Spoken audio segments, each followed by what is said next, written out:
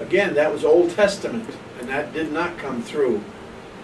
So it says here that the end time, this will be one of the false doctrines being pumped out there. We ran into it in the 80s back in New York. God's dietary food laws. Oh gee, and they harped and pumped on that and they tried to imply the Old Testament food laws. Okay, if you don't want to eat something, then don't eat it. That's fine. If you want to be a vegetarian, be a vegetarian. But you cannot legislate it as a doctrine as you have to obey this or you're in sin, and that's what they imply. But again, it says the Spirit speaks especially that in latter times some shall depart from the faith. Seducing spirits and doctrines of demons are being pumped everywhere, in the church especially. False doctrines are cropping up everywhere. And you need discernment to know, see? Christ is going to return for a church without spot, wrinkle, or blemish. Spots are demons, wrinkles are divisions, blemishes are false doctrines. All that has to be washed out. You need discernment to know what's real and what isn't. Revelation 13. Revelation 13.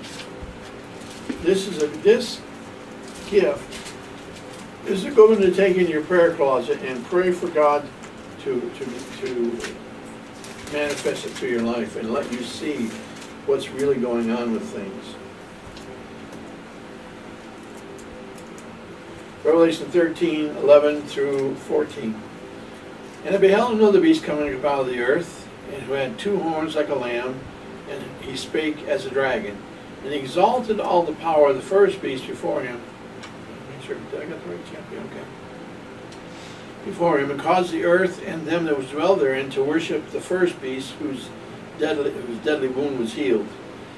And he doeth great wonders, so that he maketh fire to come down from heaven on the earth in the sight of men, and deceiveth them that dwell on this earth by the means of those miracles which he had power to do in the sight of the beast, saying to them that dwell on the earth that they should make an image to the beast, which had the wound by a sword, and did live.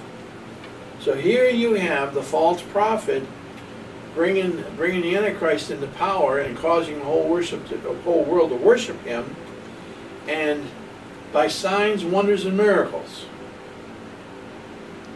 Fire comes down from heaven. All kinds of things. And you say, wow, that's God. Because what they'll do is they say, well, look what Elias did. Called down fire, came down, boom. God sent fire on Sodom and Gomorrah, boom. So they make you believe that all these signs, all these miracles are from God. How do you know the difference? How would you know the difference?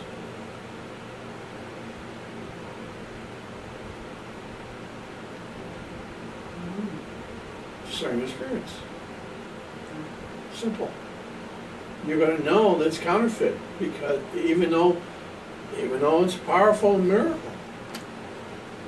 Yeah. That's right. Someone's, in this case here, the Antichrist is killed by a wound or not, and he rises again. The false prophet rises him up. Well, we've seen God raise up people from the dead too. So now, how do you know which one is real? Which one is God? Which one isn't? You need to discern the spirits. Because as these miraculous things begin to happen more and more, people begin to accept it as being of God when it really isn't.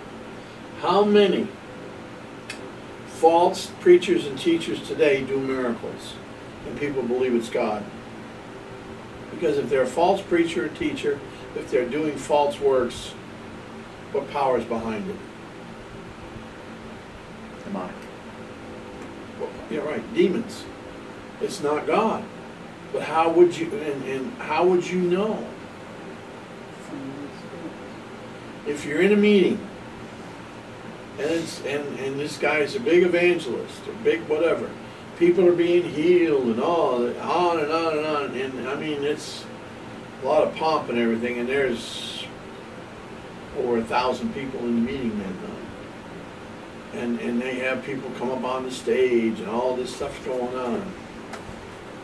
and everybody's, you know, they're singing, praising God, and carrying all this, just going on and on and on. See, and you see things going on down. Wow, you know, it's got to be God, right? Was it God, Mrs.? No, it wasn't God at all. It was the counterfeits. Oh yeah, it was counterfeits. There was some stuff that went on that had nothing to do with the meeting, where God opened up a few things. Because when you go into the meeting, you should be praying this: I only accept what's from you, God, not from anything else. And that's exactly what I did. And God showed me a few things that weren't not connected to what they were doing. And I mean, I experienced some of a joyous thing, but it had nothing to do with what they were doing, because they were all counterfeit. It was all fake. And then afterwards, oh, and this guy was heralded as a. He'd been on It's Supernatural with Sid Roth. He'd been all the big shots, all the big TV networks. Oh, they've got this great guy on. Woo, woo, woo.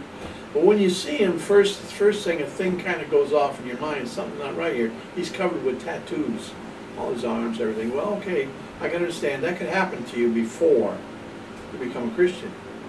You know, and I would think if you were out in public, you would try to. I mean, on Christian TV and stuff, you maybe wouldn't dress so you could show all this off. Now, anyhow, the guy was caught in adultery time and again. He was in the night we were there. He was still. Come to find out later, he was still had a harem going on. He was still involved in it big time. Fake, phony. But it's not. Someday this. No. And all that, and the guy is as phony as a $3 bill. And he's got thousands. His congregation is 40,000 people across the country. Yeah, 40,000 people signed up. But when you watch him, and if you've got your discernment, you got your discernment, see right through him. He's as deceived as anybody. He's a deceiver, big time, huge. He doesn't believe in hell. He doesn't believe in preaching negative stuff.